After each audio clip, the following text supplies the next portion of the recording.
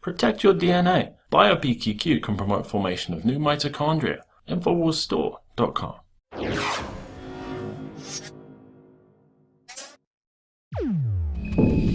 Now, there was a headline this weekend on the Sunday Times, the London Sunday Times, German tanks rolling back into Poland. That sounds pretty provocative, doesn't it? But actually, it's just Operation Noble Jump. It's just an exercise. This will be about 2,000 troops from several different countries. Compare that to Operation Jade Helm, where we have 1,200 troops in Texas alone. All the branches of special forces are going to be involved in Jade Helm. And of course, as they point out with Operation Noble Jump in Europe, this is in response to an increasingly expansionist Russia. That's what the Sunday Times says. Look, we always have these exercises in response to something. They're always there to prepare for a threat, and they're there to send a message. Well, clearly we can see what the situation is in Europe. We see they're preparing for this threat, we're told, that's coming from Russia. Never mind what George Soros and Victoria Nuland and others in the State Department did to create the situation in Ukraine. No, we're there to prepare for that threat and also to send a message to the Russians. So it begs the question, what's going on in America? What is the threat that they're responding to? What message are they trying to send? Of course, they always prepare where and how they're going to fight. And so when we look at the logo, Mastering the Human Domain, and we look at the fact that Admiral McRaven, who is a former commander of Special Forces, said, building understanding of the human domain requires boots on the ground, feeding information into the network. Geospatial intelligence is primarily biometric intelligence. It has a very long and troubling history. Jade Helm 15, a military exercise of grand scale.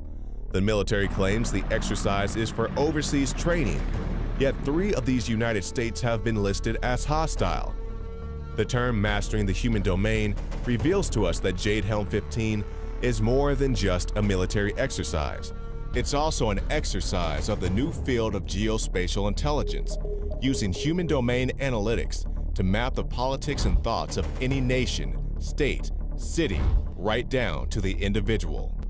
Jade Helm 15. That's what the United States Army is calling a large-scale military exercise.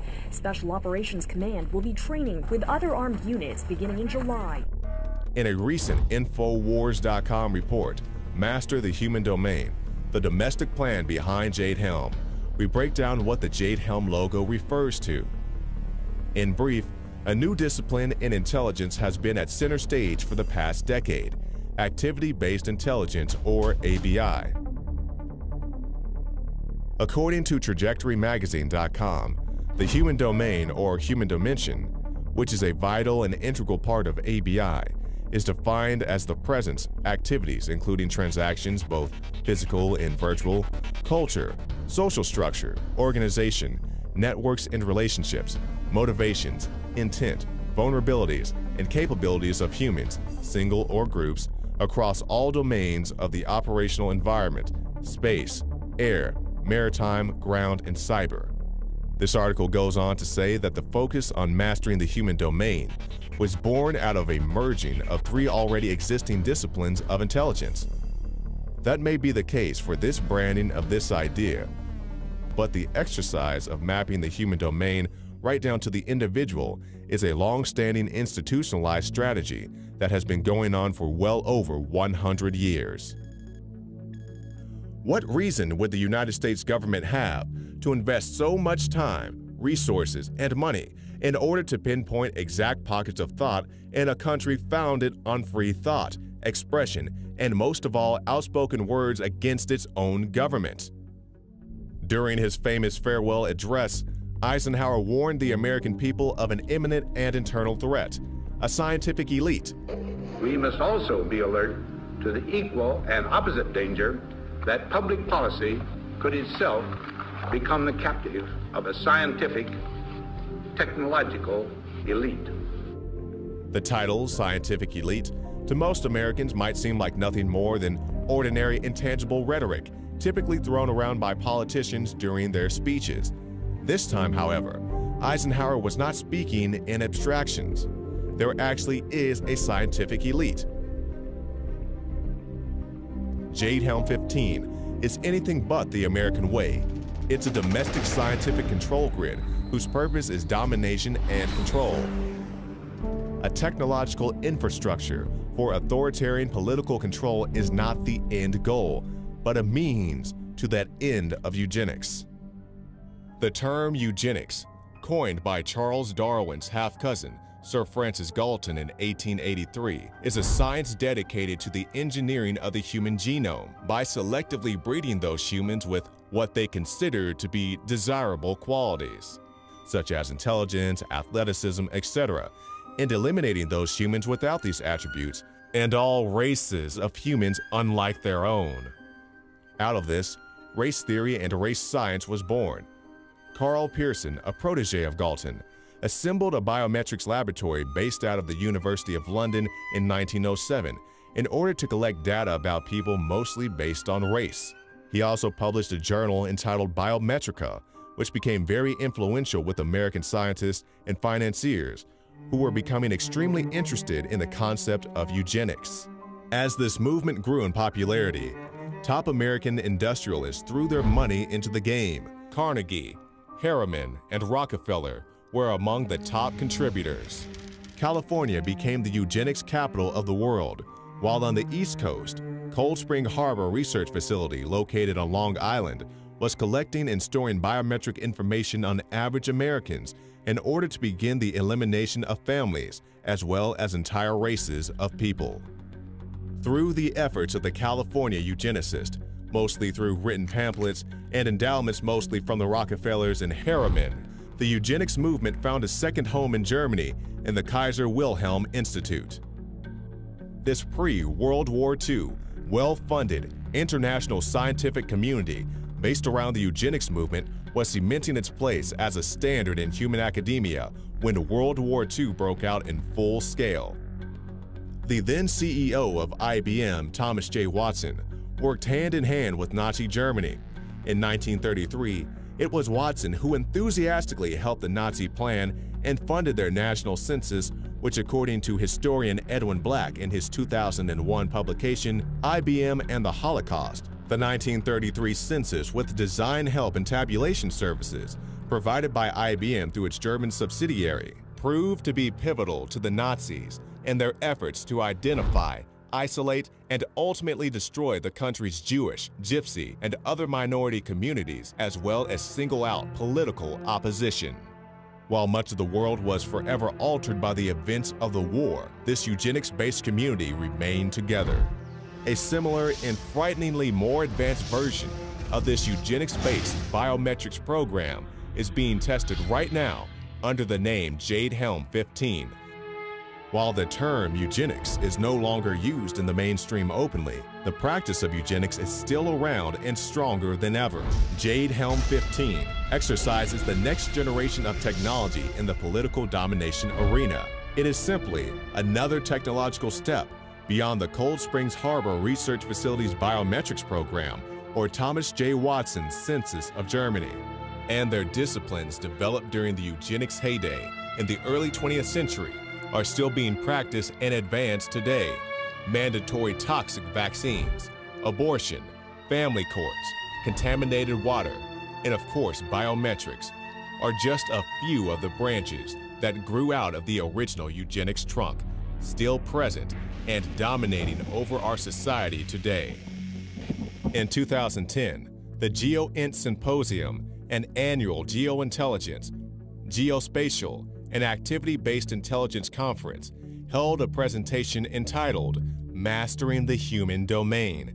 Geospatial intelligence and human geography were the main talking points. Jade Helm is born and begins to take form. The human domain encompasses the totality of the physical, cultural, and social environments that influence human behavior, explained Admiral McRaven. Success in this domain won't be achieved by traditional ground, naval, or air forces.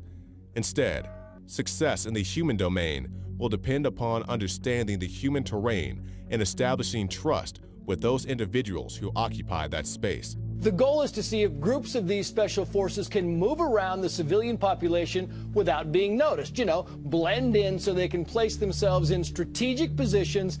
McRaven continued by saying, "Building understanding of the human domain requires boots on the ground, feeding information into the network.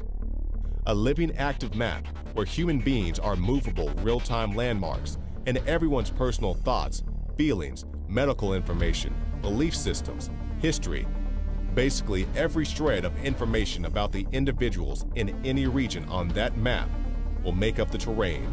When mastering the human domain, the special operators are the masters. They are the key that turns this whole machine on." And regardless of whether the military calls this project Activity-Based Intelligence, ABI, Geospatial Intelligence, coupled with human domain analytics, what we are looking at is a nexus between private tech firms, homeland security and law enforcement, domestic surveillance, and the domestic use of special forces. How is any of this legal? How is any of this not a violation of the Fourth Amendment? A tech startup, Recorded Future, that uses a system of filtering through and classifying open source data, demonstrated their predictive analytics capability during the 2012 GeoInt conference. Trajectory magazine reports, the concept is to find people who are talking about the future. Vice President for Recorded Future, Matt Kodima, says, "We can basically roll back the clock. We know that this particular did happen in this time at this place. Now let's go back a week before that and look at the publications. Who was predicting that accurately? Who wasn't? Add this layer of predictive analytics on top of the other human domain analytic, and you begin to get an idea of the scope and range of the overarching, inescapable control grid these scientific controllers are constructing." At the same GeoInt conference in 2012, Jeff Jonas, the chief scientist for IBM Entity Analytics and an IBM fellow, talked about the potential for open source data utilization. He said, in typical IBM tradition, space, time, travel data is the ultimate biometric. It seems that IBM, in the scientific elite's perspective, shifted from the master race to mastering the human domain. So we probably won't see doors kicked in and military trucks shipping political opponents to their demise during this summer's Jade Helm 15 military procedure. However, as Brzezinski states in Between Two Ages, the technotronic era involves the gradual appearance of a more controlled society. Just like Watson's census was not the end sought by the Nazis, neither is Jade Helm 15 an end, but a means to a historically predictable end. We must also be alert to the equal and opposite danger that public policy could itself become the captive of a scientific, technological elite. In the councils of government, we must guard against the acquisition of unwarranted influence, whether sought or unsought, by the military-industrial complex. I just want to reiterate something that was very important. Near the end of the report, we had Jeff Jonas, chief scientist for the IBM Entity Analytics and an IBM fellow. What he said was, space, time, travel data is the ultimate biometric. And of course, that's your metadata. That's what they've been telling us. Don't worry, we're not recording your phone calls and all your conversations. We're just getting some metadata. It's not any big deal. No, it is your biometric data. It is very personal. That activity-based intelligence is one of the key features that they're going to use to track you. It's one of the key enabling technologies. And we need to also understand the predictive nature of this and how dangerous that is. Remember, Nixon had his enemies list. That was considered to be pretty sinister at the time, and it was. The potential for abuse of that, and we did see abuse with that on a very small, limited scale. The potential for abuse with this now is for everyone in the country, not just for a few journalists or political leaders that are enemies of the president. It's for everyone. And are you an enemy or not? They're going to be doing this with predictive analysis. They're going to be profiling you personally by the things that you put on social media, by the groups and the people that you see. That is incredibly dangerous because that's the kind of profiling we saw in the massive purges of Joseph Stalin.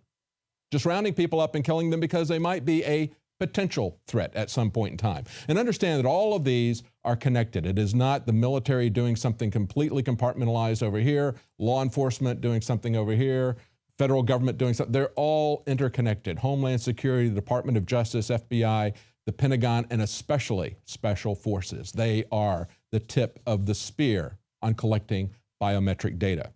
Well, that's our news for tonight. If you're watching this on YouTube and you're not a subscriber, please subscribe to our channel. And if you're not a subscriber to Prison Planet TV, please consider supporting our operation. Your paid subscription can be shared with up to 20 people, can watch the news every night as it happens instead of the next day, and you can share this with all 20 of your friends, as well as all of Alex Jones's documentaries. Well, that's it for tonight. Join us tomorrow night at 7 Central, 8 p.m. Eastern.